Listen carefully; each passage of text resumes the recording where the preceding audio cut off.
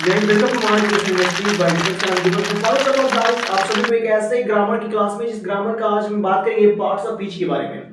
ये बाबू parts of speech क्या होता है? बाबू पार्ट्स ऑफ स्पीच के बारे में पूरी डिटेल के साथ अच्छे से हम जानेंगे और इसके बारे में और आगे पढ़ेंगे हम कि बाबू जब पार्ट्स ऑफ स्पीच आप पढ़ते हो ना, बहुत सारे ऐसे हार्ड वर्ड आ जाते हैं सकता है, तो आपको समझ में नहीं आता कौन सा वर्ड कैसे यूज करना है, ठीक है ना। लेकिन इंग्लिश ग्रामर में पार्ट्स ऑफ स्पीच का मतलब ये होता है ना बाबू, पार्ट्स ऑफ स्पीच एक प्रकार की समूह बांटता है लोगों को। जैसे आप समझे ना कि आपको बड़े बच्चों का अलग क्लासरूम, छोटा बच्चे का अलग क्लासरूम रहता है, उसी तरह से इंग्लिश में वर्ड रहता है। अब इस वर्ड का कौन सा जगह होगा और इस वर्ड का कौन सा जगह होगा, ये समझो, ये भी वर्ड है, ये भी वर्ड है। अब इस वर्ड मीनिंग का कहाँ यूज करोगे और इस वर्ड मीनिंग का कहाँ यूज करोगे, उसको ही बताने का कार्य क्या करता है, पार्ट्स ऑफ स्पीच करता है। अब पार्ट्स ऑफ स्पीच में हम देखेंगे कि पार्ट्स ऑफ स्पीच में क्या है, तो देखो यहाँ सबसे पहले हम देखेंगे कि इंग्लिश में जितने भी वर्ड आते हैं, जितने भी बाबू शब्द आते हैं ना, जितने भी वर्ड मीनिंग आते हैं, इन सभी को अलग अलग समूह में बांटने का कार्य करता है। और कौन सा समूह में कौन सा शब्द रहेगा उसको बताने का कार्य भी पार्ट्स ऑफ स्पीच करता है, ठीक है ना। पार्ट्स ऑफ स्पीच के बारे में समझ गया। अब बात करेंगे, all the English words are divided into 8 groups according to the verb the do in a sentence. Each group is called part of speech। ये कह रहा है कि बाबू जितने भी इंग्लिश के वर्ड है, जितने भी शब्द है, उनको 8 समूह में बांटा गया है, ठीक। कितने? 8 समूह में, 8 समूह में बांटा गया है। यानी जो भी इंग्लिश के शब्द है उसको 8 समूह में बांट गया। आपको कौन कौन सा 8 समूह में बाबू, उसके बारे में फिर पढ़ाई करेगा, समझा कि नहीं समझा। इंग्लिश के जो भी वर्ड है उनको 8 भागों में बांट दिया गया। 8 तरीके के इंग्लिश के वर्ड होते हैं, यानी उनसे भी अलग होते हो तो वो एडवांस में आ जाएंगे। और जो जितने भी शब्द हैं, जितने भी नाम हैं, जितने भी वर्ड हैं, वो सब 8 इन्हीं 8 के अंदर ही आते हैं, ठीक है ना। तो हम पार्ट्स ऑफ स्पीच में यही पढ़ेंगे कि इन 8 के अंदर क्या क्या आता है, ठीक।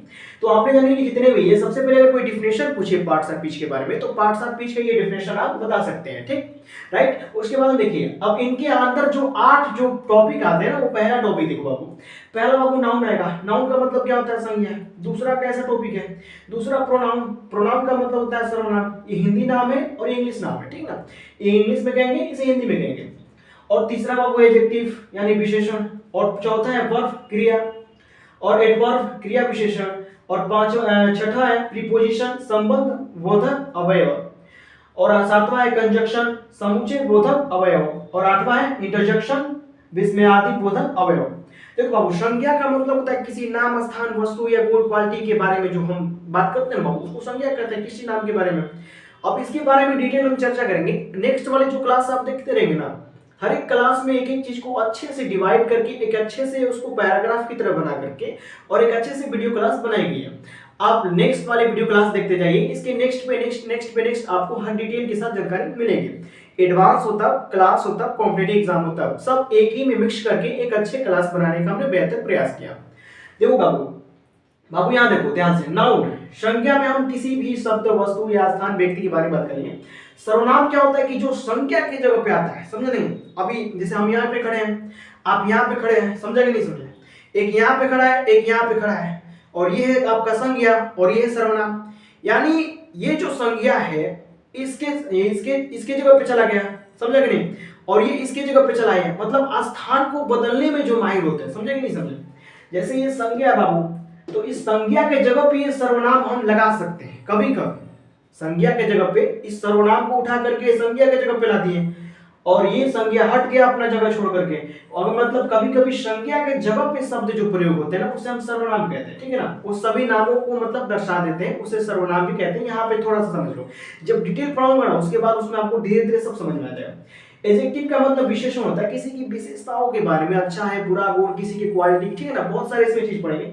क्रिया मतलब कोई कार्य हो रहा है ना, कोई कार्य हुआ, हो रहा है, होने वाला है, या किसी कार्य के बारे में हम जानकारी प्राप्त करेंगे, उसे वर्ब क्रिया कहते हैं। क्रिया विशेषण, कोई कार्य भी हो रहा है और कोई विशेषता भी उसमें, कार्य के साथ विशेषता। वो तेज दौड़ रहा है, वो आ रहा है, वो बैठ रहा है, ये सब कार्य भी और विशेषता भी है। बैठना, आना क्या है, उसकी विशेषता है।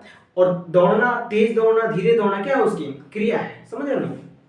अब बात करेंगे संबंध, इसमें संबंध के बारे में बताएगा। 2 वर्ड है, एक शब्द यहाँ पे, एक शब्द यहाँ पे, अब बीच में एक आएगा, इसे जोड़ देगा दोनों को, संबंध। जैसे ट्रेन का एक डिब्बा इधर है, एक डिब्बा इधर है, बीच में से तार से जुड़ता है ना, लोहे वाला, तो ऐसे ही आएगा, ऐसे जोड़ देगा, तो उसको क्या कहते हैं, प्रोनाउन। और उसको क्या कहते हैं, प्रीपोजिशन, सॉरी प्रीपोजिशन कहते हैं, ठीक है ना। यहाँ पे संबंध, इस संबंध को जोड़ेगा, ठीक है ना। और ये समुच्चय एक समुच्चय होगा, उस समुच्चय में सब प्रोजेक्शन। अब जैसे यहाँ से भी आएगी, यहाँ से भी ट्रेन आएगी, यहाँ से भी आएगी, यहाँ से भी आएगी, तो एक क्या पॉइंट बन गया। चौराहा देखो ना, गांव का चौराहा, उसी का काम करता है कंजक्शन आपका, ठीक है ना।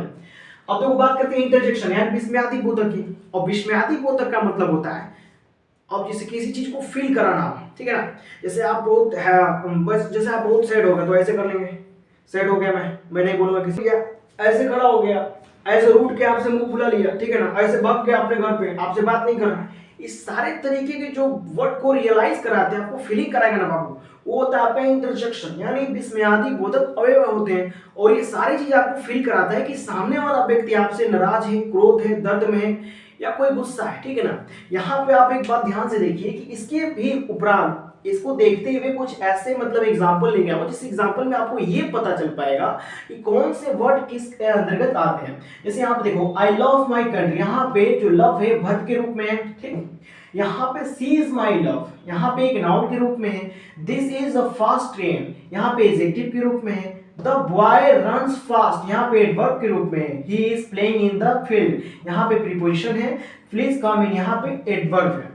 तो इस तरीके के जिस तरह मैटर इसमें आपने देखा, ढूंढकर तुरंत बता दिया, उसी तरीके से सेंटेंस के अंदर आने वाले सभी वर्ड मीनिंग को या जो भी शब्द हैं इंग्लिश के शब्दों को किस तरीके से आप पकड़ेंगे, किस तरीके से बताएंगे कि बाबू तुम यहाँ वाले हो और तुम यहाँ वाले। जैसे तुम्हारा फ्रेंड है, एक का घर है आपके बलिया रेलवे स्टेशन पे, दूसरे का है टीडी कॉलेज चौराहे पे। अब टीडी कॉलेज चौराहे पे आपका घर है और रेलवे स्टेशन पे आपके दोस्त का घर है। तो आप जब तक रेलवे स्टेशन के बारे में देखेंगे नहीं, घूमेंगे नहीं, तब तक नहीं बता पाएंगे कि बाबू आपका घर रेलवे स्टेशन पे है और आपका तो घर टीडी कॉलेज पे है। तो आपको टीडी कॉलेज चौराहा से रेलवे स्टेशन पे जाना पड़ेगा। इसी तरीके से इस पूरे कंजक्शन को यानी जो भी इसमें पार्ट्स ऑफ स्पीच के बारे में डिटेल्स है उसके बारे में हम बढ़िया से एक एक चीज बाबू जानेगा। अब जब आप एक एक चीज जान लेंगे ना, उसके बाद आप किसी भी क्षेत्र में चले जाएंगे ना, किसी भी फील्ड में, आपको कभी भी ग्रामर में कोई टच नहीं कर पाएगा। आपको तुरंत एकदम जुबान पे आप करेगा, हर एक जुबान पे आंसर, ठीक है ना। तो इसीलिए आप वीडियो को नेक्स्ट बाय नेक्स्ट वाइज देखते रहिए वीडियो को, ताकि जो ग्रामर की जो नॉलेज है ना आपके पास एक एकदम बढ़िया फील्ड की तरह आपके माइंड में सेट हो जाए, ठीक। तो गाइस फिर मिलेंगे और अगले सेशन में बात करूंगा मैं कि नाउन संज्ञा क्या, उसके बारे में बात करेंगे।